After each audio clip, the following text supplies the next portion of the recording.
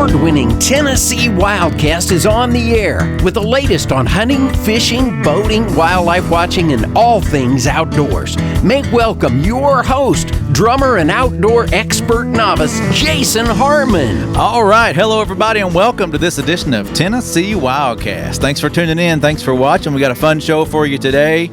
We brought Jason Holland back from Jason Holland Fishing. Yes, he made the cut. Can you believe it? He was with us for our show. We talked about bait casters and got introduced to him and learned a few things about him, but we ran out of time, so we brought him back. We're going to talk rods. We're going to talk line. Probably talk a lot of different things today, so we're excited. I've been looking forward to this show since Jason was here the last time. Yeah. So.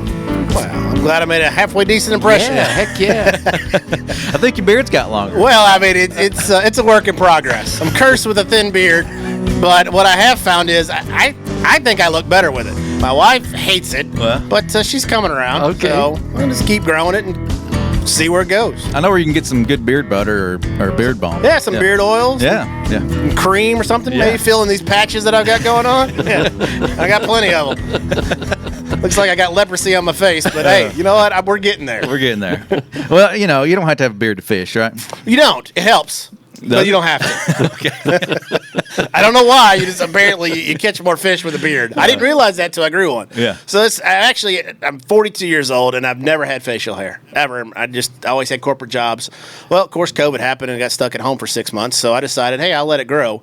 And so there's what you see on my face right now. Literally, I've been growing since March. So it's slow. And I've spent $1 million on beard products, which I didn't even know existed, by the way, until I started growing a beard. There's a whole culture of beard, and I'm trying to get into it. Now they laugh at me. Yeah. I show up with this, and they look like, I'm 14 years old, but it's okay.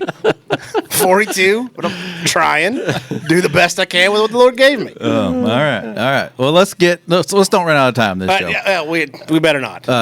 Like I said, folks are out there listening and watching. We appreciate you guys tuning in. Last time we talked about bait casters. We did like bait caster basics pretty much. Ratios, drag, the magnets and whatnot and all that fun stuff. But we're going to jump into what rods those go on and then what lines work best with those and maybe talk about what you can catch this time of year. Whatever we get into, we'll get there. But yeah, absolutely. Let's kind of jump off from where we left off last time. That sounds good. Let's talk about bait casting rods. And so when it comes to bait casting rods, you got a couple different things you want to look at. Well, it's really three things. So one, you want to look at the overall length of the rod, and that's going to determine basically how far it will cast. Okay. So never thought about that. Yeah. Yeah. So that's really the overall piece of it. The longer the rod, the further the cast is going to be. Now, what you give up on a longer rod, you're going to lose accuracy. Because again, you're dealing with the 7.5 foot, 7 foot, 11 foot rod. So your casting accuracy is going to drop and diminish. Shorter the rod, the more accurate presentations you can get. And it really depends on exactly what bait that you're fishing. Sometimes, for instance, a jerk bait and you're snapping it straight down, you don't want a long rod because you'll be hitting your boat or hitting the water. So you want to shorten up the length of that rod. Yeah. So length's important. Then you want to talk about the power of the rod. Well, what is power of a rod supposedly really, what does that mean? All that means is the backbone, all right? That means how much force that you're going to have on that rod. So think of it this way. The heavier the power, the heavier the bait you can throw. So a quick example is, if you're throwing a medium light, so let's say you got like a little small crappie rod, a little ultra light that you're fishing with. Well, that's going to throw small 16-ounce, 32-ounce baits, which you're fishing for panfish. Well, you can't go pick up a 1-ounce jig on that rod. You can. You're gonna be fighting that thing all day long just because the bait is overpowering the rod. So when you think about power of a rod, the heavier the power, the heavier the bait. The lighter the power, smaller, lighter the bait. And that's why you see pan fishing rods are usually really short, and the power is a medium light, something really light that you can throw those smaller baits. Like that Zebco 33 You right got there. it. Well, yeah, just like the Zebco 33. It's a smaller rod, super limber, and again, you can throw, if you're bobber fishing, if you're throwing little small crappie jigs or little small crankbaits that you're creek fishing, like a MEPS, like an inline spinner, those kind of things that are really light, that you need, because again, you're fishing for a fish that's got a real small mouth, so you need a small bait, small hook. Right. Well, you don't want to use a rod that you throw a big jig with, because one, you're not. It's not going to throw it. It's just the rod is way overpowering the bait. Right. And so when you look at ratios, it's really what to look at. Heavier the bait, heavier power rod. Lighter the bait, lighter power rod. To not complicate the matter, keep it simple, stupid. If you're just getting into fishing and you're getting your kids into fishing, getting yourself into fishing, you ain't got to go spend $300 on a fishing rod. You can go to any of your local sports shops, Walmart, any of those, and pick up a really nice combo. And this is really where combos have really become important because they take a lot of the guesswork out of it. And so the manufacturer has already went and matched up. You got it. The two pieces. Exactly you need, right. yeah. So they matched up the type of reel to the power of the rod. And so as you just get into it, when I first started buying fishing rod, I bought combos because I didn't know any better. Yeah. I didn't have any education of what does what. And that was on sale, right? Well, of course it was on sale. I mean, I don't know how many fishermen that are not on a budget. Oh, well, let me back up. I don't know how many married guys are not on a budget, so let's clarify that. But start with a combo. And again, you ain't got to go spend $200 on a combo. You can get a really nice combo that will last you several years. Again, you can go to Walmart and pick that up, or Bass Pro Academy, and the list goes on and on. Yeah. And that will help take the guesswork. But if you do want to match up, what you want to look for is in a rod, the most versatile rod that's out there is a 7-foot rod in the baitcaster, 7-foot rod, medium heavy power, and that's usually designated on the rod. It'll be printed on the rod, and it'll have usually a medium heavy, or it'll have an M and an F, and that just stands for medium heavy. 7-foot medium heavy, and then we'll talk about action. Well, what does action mean in a rod? All action means is it's the action of the end of the rod. So you got, typically you want to have, all action does, let me clarify, is that's the rubber band effect. The more that it bends, it's called parabolic bend is the actual term. All that means is the rubber band effect.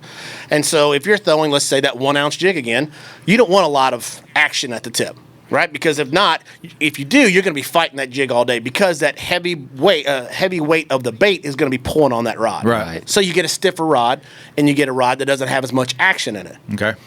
Well, conversely, let's say you're throwing a crankbait.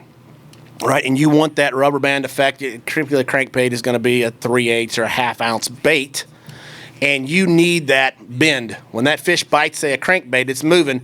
You want that fish to grab it, and that they call it load. The rod loads up. All that means is it starts to bend and allows that fish to get the bait, inhale it, get it in his mouth, and before he actually starts pulling, starts setting on the hook. And so all that is determined by the action of the rod. And that, all action is just the bending of the tip. So when you're looking for if you're just getting into fishing and you want, hey, I just need a basic combo I can do pretty much everything with, get a 7-foot, medium heavy with fast action. Fast, or some of them are called moderate fast. Either one is going to be a really good all-around rod. Again, you don't have to go spend a bunch of money. And you can get a really good setup that you can fish pretty much anything with. With that setup, you can fish a Texas rig worm, you can fish a crankbait, you can fish a say a 1/2 ounce jig, anything along those lines. You'll be able to go out and take one rod and reel, change out their baits, and be able to adapt to whatever kind of scenario is going on. That's really the main focus. Now, if you want to get into a little bit more specifics, we'll kind of hit a couple things. Okay. But you got, as you get from, say, okay, I've got the basics done. I've got, now I kind of want to step my game up, or I want to get some more, like golf clubs. Yeah. You can use the same club all day on the golf course, and you can. Well, yeah. But you don't want to. Right? No. It's not going to be as much fun. And more importantly, you're not going to be as effective as you possibly can. Yeah. I'm not saying you got to go out and buy 50 rod and reels, but typically, as you get into it, and you say, hey, I'm really enjoying it, getting a couple, 3 rods is really, that's kind of the magic number. And that covers, if you get 3 rods, it covers, pretty much the entire gamut of what you're going to throw. So, Like a worm rod, a crankbait rod, or whatnot. You know. you got it. It's exactly right. And apologize for knocking a hole in your ceiling. Yeah, it's okay. Yeah, it's okay. We don't need that. Nah, it's studio. We'll just keep knocking holes. But what I've got in my hand is, it's designed for a frog. 75-foot rod. No. Yeah. I have a telescoping rod that it goes high. No, I'm just kidding. I've got a frog rod in my hand. That's for, again, throwing frogs on the grass mats like nickajack or going to chick. A lot of people in the fall like to fish frogs on top of the mat. Well, here's another example where it's super heavy power. Again, we're trying to drag that fish out of all that grass. So you want a heavy power or even extra heavy, but you want a tip a little bit, but you don't want a super bendy tip. There you go. We'll get a technical term. Bendy. Yeah. How do you like that? Bendy. Yeah. But you want a stiffer rod. What you don't want is you don't want to go out with what I call a telephone pole, which is just a broomstick. It has no bend because again, you're not going to have any ability to fight that fish. It's just way too stiff. So next rod we'll talk about is. And I want you to explain that handle too. Hey, well, yeah, we'll talk about handles. And we're actually going to talk about. Let me hold that one. If you don't mind, because if not, I'm going to knock the camera guy out, and he's going to be aggravated at me. That's all right. All right, next rod we're going to talk about is, as I hit the ceiling one more time, the flipping rod. So this is going to be if you're worms, jigs, or if you're flipping or pitching, all that means is just small little cast out, say you're fishing brush or fallen trees or in the grass, something like that.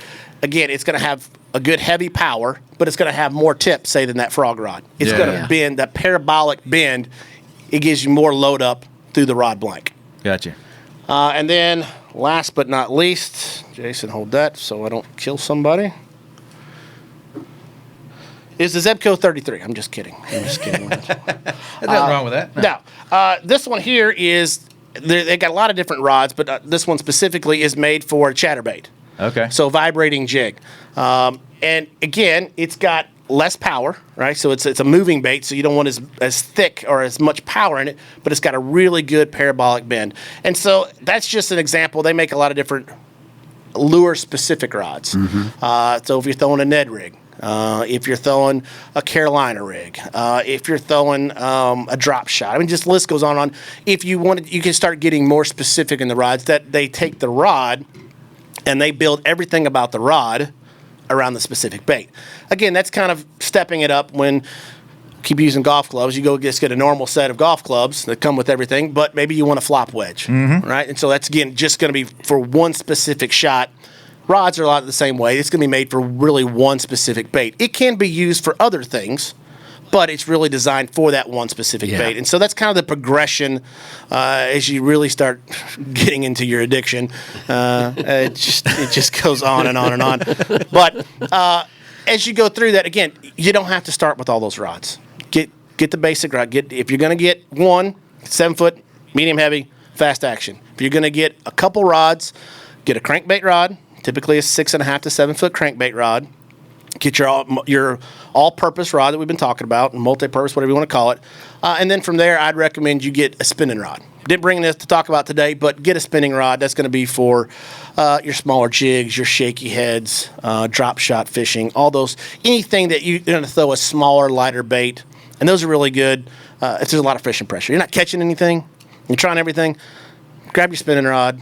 Throw a small little shaky head worm. It's miserable. I get it. It's not any fun to fish. But when you got to get a bite and you're just having a real tough day, you drop. And it's called finesse fishing. All you're doing, you're dropping line size. You're just downsizing everything to get that finicky fish to bite. I will talk a couple things real quick on the other things on the rod is your handle. Point it that way. Hey, let's point it that way. So. Yeah, point it that way. I think you can hold it up high enough for people to see it on camera. Perfect. Yes. Hey, we seeing it now? My questions were the type of handle, Yep. why that, and then also your eyes are much different than what's on my, say, Pro Qualifier. I got bigger eyes, so just explain that. They will. So, cash and fishing rods, I'm a huge fan of those. They're actually the only rod that's actually made in the United States. When I say made, they actually they roll their own blank in North Carolina. They make their own grips. The eyes and the reel seats are American tackle. So I got turned on to them because I want a rod that's made here. I'm a little, maybe just, I don't know, I'm a little patriotic. And hey, as much as I can buy in, something manufactured here, it was important to me. Yeah. And when I found out, I'm not the only one that feels that way.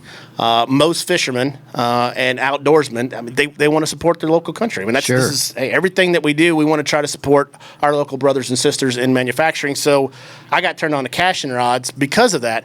But what's really cool about this rod is it's actually microfiber. And so we all know about microfiber. It's extremely durable, extremely tough, but it's very sensitive, and more importantly, it's super light. So with the casting rod, the grips are actually Kevlar. So they actually, we're all familiar with Kevlar. If you're Yeah. Outdoorsman, Kevlar. Definitely. But all that is for sensitivity, number one. But what's also cool about that is extremely durable. So you think about in a boat going 70 miles an hour in that rod rack, just banging back and forth. It doesn't wear down. It's not that foam. It's sometimes EVA foam. Cork handles. Yeah, cork. Eventually, they turn around, they rot. Yeah. EVA, eventually, because it's that soft, if it gets hooked on a crankbait hooks it, we'll pull a chunk out of it. That's why I love these handles, extremely sensitive because of that. And then it's an entire system. Again, they're trying to get the most distance out of a cast, and so that's the chatter rod. It all works together. Everything's a system.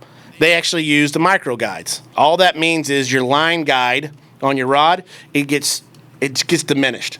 Well, why is that important? So you think about it, when you cast a rod, that line is going through those guides. If you slow it down, and you can see it on YouTube, that line is actually spinning all the way around the line guide. So it's not going straight through, it's spinning around that line guide. So if you shrink that line guide, all that does is it maximizes and shrinks the amount of spin, so you get additional distance on your cast. You pick up about 15 to 18% by using micro guides opposed to normal guides. Wow. Again, we're getting into the weeds, and this is for guys that are really hardcore into it. But when you look at, especially a higher end rod, the whole rod is made for, as you said, it's a system, right? And so you're looking to get the most maximum distance out of your cast, and so that's really, without getting way too crazy with it, that's a lot of the things you want to look at is what's your grip made out of, and also what type of guides. So check out Cash and Rods. They're absolutely fantastic. They are made here, which, if that's important to you, like it is to me, Definitely. The quality's there, and you're not paying $500 or $600 for it, which is rods can get up there. All right. We got to keep moving. Yeah. We got time. We got to talk about line. We got plenty of time. Okay, Let's do it. All right. So, And I want to say this. I probably could outcast you with that Zebco. Just saying. well, I mean, it doesn't surprise me. I mean, you are the greatest maybe of all time. You are the GOAT, is what I hear. Yeah. I've actually seen it in writing that you're the GOAT. Exactly. So I mean, I think I saw Award that too. winning. So yeah, there's no doubt you beat me with the Zebco. You probably throw a rock further than I. That's why I'm asking the questions too. That's why. Right. All right, so we kind of talked about earlier show. We talked about the bait cast and reel. We did a quick high level about the rods. Exactly. Next piece is the line, and in my opinion, line gets overlooked quite a bit. Go out again, your local fishing store, and pick up monofilament. Right, that's the fishing line that's been around forever. That's what everybody's used to fishing, and it has its place. It's super cheap, and it works. But I think if you're going to if you're starting fishing, absolutely don't go buy the cheapest line you can find in the discount rack, because there's a reason why it's in the discount rack, that it's probably been there for about 5 or 6 years. And what really matters with that is that if you're like me, when I first started fishing, that's all I could afford, and so I went to the bargain bin. But every single time I was breaking over and over and over. Every time I just set a hook normal, I kept breaking off. I'm like, what am I doing wrong? Well, as I got smarter and got more into it, it was the line. And that goes for what's on your reel too. You want to change that out often, right? Absolutely. Again, depending on how often you fish, you at minimum change it out at least once a year. And you're not going to go broke buying line. You're not. Go get line, and if you're going to get monofilament line, which is the least expensive, try to get a little bit high. So if you got an option between buying a spool of line for $5 or buying for $8, buy the $8 line. It's like a paintbrush. You can go buy a cheap paintbrush for about $2 and try to paint with it, and you can. Or you can go buy one that's about $12 and paint with it. You're just going to be a whole lot happier, and it's going to be a whole lot easier if you get the higher dollar brush. And there's a reason why it's higher, because there's more quality components, and it makes the process of what you're doing a whole lot easier and a whole lot better. And the end product is better, too. That's exactly right. And you're not frustrated as much. Yeah. And so monofilament, we'll talk, there's really 3 types of lines that's out there. Monofilament, which is what everybody kind of grew up fishing, what we're all very used to using. There is a product that's called fluorocarbon. Fluorocarbon's been around almost as long as monofilament, but the freshwater fishermen really didn't get turned on it to the last 15 to 18 years. It's really been a saltwater product. And we'll kind of talk about the difference. And then there's braided line. When it first came out, it was called Superline. And they all have their specific places. If you're just getting into fishing, go get Trilene, go get Suffix line. You pick all that up at Walmart. from a pound test, we'll talk about that real fast. You want to get, if you, on a limited budget, just get into it. You want to find that middle of the road. You don't want it super strong because you can't be able to work small crankbaits. Yet you don't want to get something that's 6-pound line if you're trying to throw a Texas rig. Right. All right, so you want to get that middle of the road. Typically that 10 to 12 pound test. When you go look at it and it's clearly marked on the box, it'll say 10, 12, 14, 15, whatever the pound test is.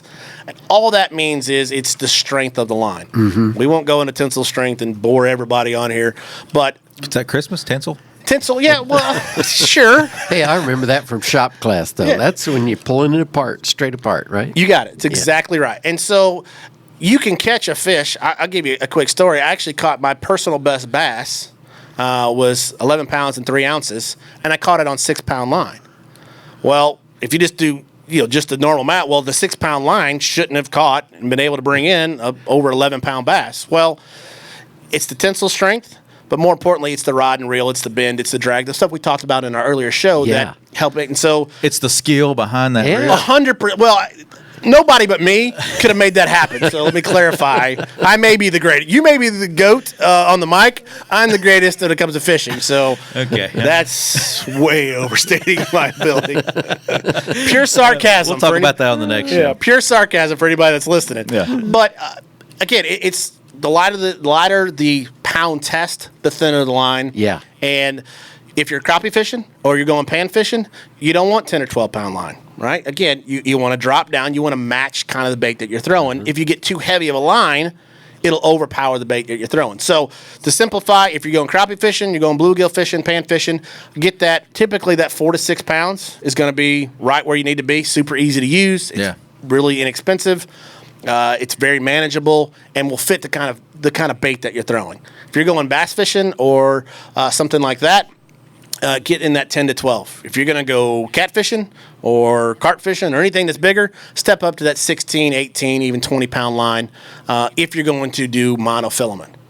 Monofilament is great. It's super stretchy, right? And that can play to your advantage. So if you're throwing a crankbait, you want that stretch, right? He's coming up 1,000,000 miles an hour behind that bait, and he's going to grab it, and he's going to turn. You want that, as we talked about on the rod, you want that rod to load up.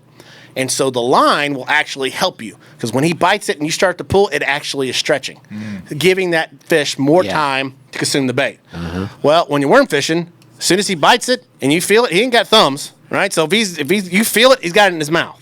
So in that case, you want, when you set the hook, you want that hook to instantly penetrate into the mouth. And so in those kind of scenarios, the stretch works actually against you. Gotcha. So we talked about monofilament. If you're just getting started, stick with monofilament, and we kind of talked about that. If you're into fishing and you're throwing crankbaits, monofilament works great. If you're another line that's an opportunity for crankbait fishing is actually, this is a company called Canine Fishing. They're based out of around Nashville in Goodlettsville, Tennessee. Okay, cool. Local company. Make a fantastic product. Go check them out. Yeah, and this is actually what's called a copolymer. Now we're going to get down a little bit in the weeds, but not too far. All copolymer is a monofilament line. It's got a fluorocarbon coating. All that means is it doesn't stretch as much as mono, and what also the other part of it is it actually floats. All right, so that's the other piece of it is actually the floating of the line. If you're fishing a crankbait, say you only want to run 2 or 3 foot deep, if you put a heavy fluorocarbon line that actually, if you put it in the water, will sink, it's actually going to pull your bait deeper than you may want it to go. So if you want to stay in that 1 to 3 foot water column, you want a line that's not going to pull that bait down. Oh, cool. So a monofilament or copolymer works really, really well. Check out Canine Fishing. Again, local company, make a great copolymer product. Sure. Move to fluorocarbon. We kind of hit on that. It's been in saltwater for 30, 40, 50 years. It's completely different molecular structure than monofilament. It's extruded different. We're not going to go too far in the weeds. The main characteristics are it sinks, which we talked about, which is very important. Say you're fishing a deep diving crankbait and you're trying to get a plug 18 to 20 foot. You want that extra help of the line to help drive it down. That's why fluorocarbon is really good. Fluorocarbon has very, very little stretch. Which can be beneficial if you're in a situation where you don't want to stretch. The other thing about fluorocarbon is it's crystal clear. So in essence, it's going to disappear when you get it in the water, which is really important. Say you're bottom fishing and the fish is going to have time to come up and look at your bait. You don't want any anything that's going to hinder or take away from what the bait naturally should look like. Extremely important with fluorocarbon. Are the red lines and the camo lines, are those fluorocarbon? Are they something They're not. else? No, those are going to be super lines. So monofilament and fluorocarbon 99% of the time are going to be crystal clear. Clear, okay. So funny you bring that up. They do make a product, Sunline. Huge fan of Sunline when it comes to. I noticed from your hat. Yeah. I've got my Sunline hat on. They're based out of Japan. They're extremely big in the fishing industry. They make, in my opinion, one of the best lines. But fluorocarbon, as we talked about, typically clear. Well, in this product, they actually make, it's called a flipping line. So I got my rubber band on here. So That flipping line. Yeah, there you go. Hold on. Man, now we got jokes. So you probably can't see it on camera, and of course, if you're listening, you can't see it. But it actually has a coating on there that's chartreuse, so it's real bright green. Yeah. And so you take a situation where, say, you're flipping trees, and most of your bites are coming when you're flipping, and that bait is slowly floating to the bottom, and that fish is grabbing it. Well, if you don't have bottom contact or you're not feeling that bait, you're not going to know that you got a fish. So what you do is called line watching. And so you flip it in and you're actually staring at your line to see if it jumps while it slowly flutters down. That's when you know you have a bite. You'll never even, a lot of times, never even feel that bite. But if you got a flipping line or a line that has got some type of coloring on it, you can see that much easier, obviously. And so when you flip it in and it's fluttering down, you'll see that line jump, and then you'll know to set the hook. Jason has started the music, so that means I need to shut up. One thing that we've not hit on real quick. Braid. Braided fishing line. It's super thin, super strong. So this is actually 65-pound braid, but it's an equivalent to 17-pound mono. Great for if you're fishing grass, you're trying to throw a frog over grass. It gives you a lot more strength than you could with monofilament or fluorocarbon. Very high level. Again, got some more questions, always go to YouTube. They got some great videos on there to help you figure it out. But braided fishing line, if you need something really strong and really thin. Fluorocarbon if you need it to sink. Monofilament if you're just going fishing. Braid's hard to cast too, harder to cast, right? Would you say that? I've experienced that. Well, the problem with braid is it digs in. Okay. So if you set the hook, that braid is so thin it actually digs into the spool, so it's a little harder to get out. Yeah. But if you're fishing grass, you got to have it. I got you. And it gives you that extra power that you need to make it happen and get the fish out. At Jason Holland Fishing. Check me out, Facebook, Instagram, YouTube, and I just, thank God for a 17-year-old daughter, I now have a TikTok account. Whoa. Huge. I don't know if you guys know it, but I'm massive. I'm huge. Absolutely huge. Okay, well, I don't. Go check him out. Can they ask questions online? Please ask me any Okay. questions you got. Cool. All right. Well, go check him out. Keep coming back, tuning into this show. Don, thank you. Yeah, you bet. This has You been bet. I fun. learned a lot more tonight too, Jason. Well, Yeah. good. I appreciate it. Hopefully left a little nugget of pearl. Yeah. Somebody can We'll pick have to bring something you up. back because next we got a tie on the hook. Come on. Bring me back. So we'll do that. We'll bring you back. But anyway, we're going to run out of time. We'll see you next time.